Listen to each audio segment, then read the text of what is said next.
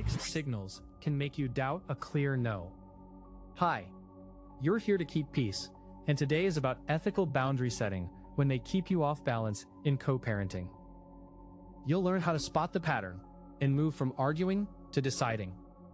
You say, I can't switch weekends. They smile in public and say, totally. Whatever works. Then privately they go cold. If you cared about the kids, you'd fix this. Suddenly it's urgent, and they flood you with logic, schedules, and guilt to dodge a simple yes or no. You start over-explaining because you want belonging, and your opportunities get squeezed. Do this. Ask one question, then decide.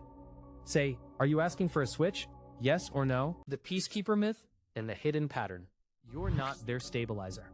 You're a co-parent with equal say. The myth is, they're stressed, so their signals are messy. You see them be charming online. We're such a great team, they post. Then you say no to a schedule change. Privately, they turn cold. Wow, so you don't care. An hour later, they switch again. No worries, you're amazing. That swing is not confusion. It keeps you off balance so you chase belonging. Here's how it hits your opportunities. They create urgency out of nowhere. I need you to cover tomorrow. It's time sensitive.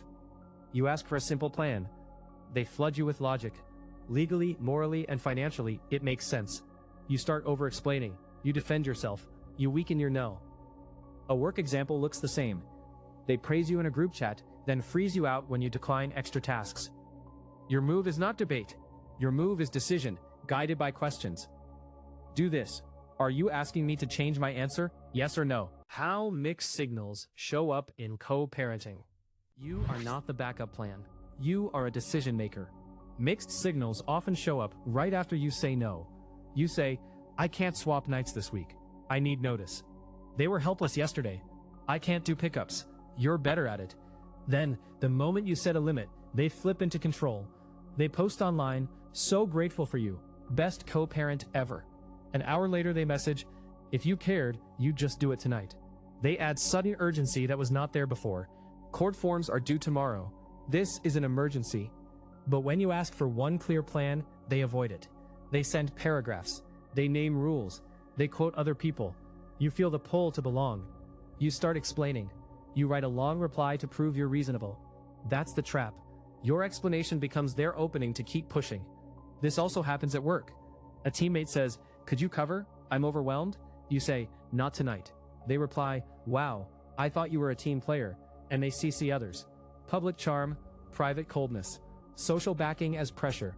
The takeaway is simple. When urgency appears after your boundary, pause and decide. Do this. Say, I'm not debating. I'm deciding. The logic flood that dodges simple answers. You are not asking for drama. You are asking for a clear yes or no. When you ask for clarity, they answer with a wall of logic. You say, can you take pickup on Thursdays, yes or no? They reply, it's complicated because legally and financially and for the child's well-being. Then they send a long text, policies, schedules, screenshots, old arguments. In public, they post co-parenting is teamwork. People cheer. In private, they go cold.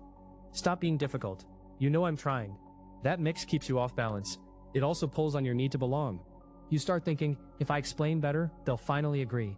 So you over-explain. You write paragraphs, you defend your tone, and the real question stays unanswered. Here's how it shows up with shared responsibilities and urgency.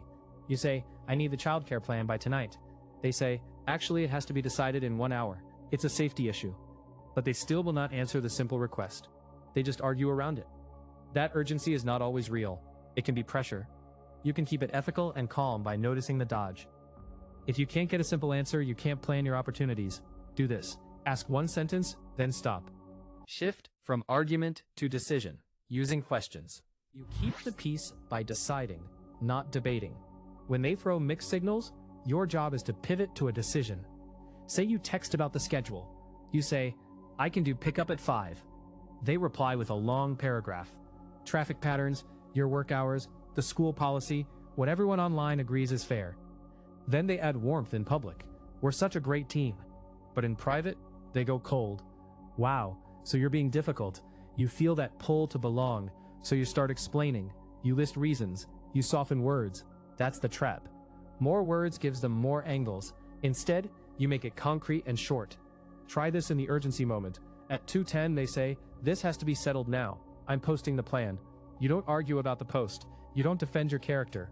You say, 2 options, pick up at 5 or pick up at 6. Which do you choose? If they send another logic flood, you don't chase it. You ask one question that forces a real choice. Can you confirm by 3 p.m., yes or no? Now the conversation has a shape, and your opportunities stop getting squeezed by surprise deadlines. Use this outside co-parenting too. A sibling who leans on you says, "You're the only one who can help," then vanishes. When they return with a guilt speech, you say, "I can drive you Saturday at 10, or I can't. Which is it?" Questions reveal more than debates, because answers show intent. So say, 2 options, A or B. Which do you choose, and by what time? Protect your position without over-explaining. You don't need better arguments. You need cleaner limits you can hold. You say no, and they rush in with urgency and logic. In co-parenting, they text, "This has to be decided tonight. It's better for the kids." Then they add 5 paragraphs and screenshots.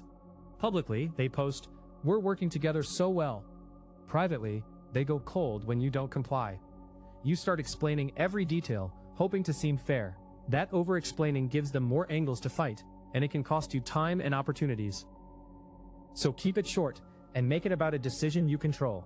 Try, "I'm not changing the schedule this week." Pause. If they debate, ask one question, then stop.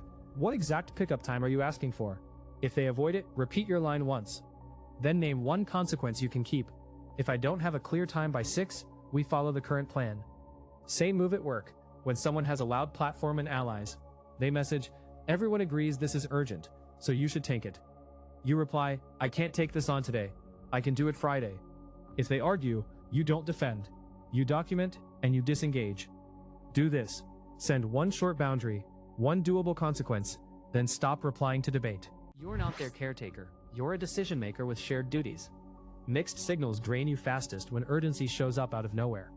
They text, "This has to be decided today," then post smiles online and go cold in private. You say, "I can't cover that pickup." They fire back a wall of logic. You pause and ask, "What happens if we wait 24 hours, and who covers it?" At work, they do the same. Everyone agrees, but refuse one clear plan. Questions protect your opportunities. Do this. Write one calm question, then stop.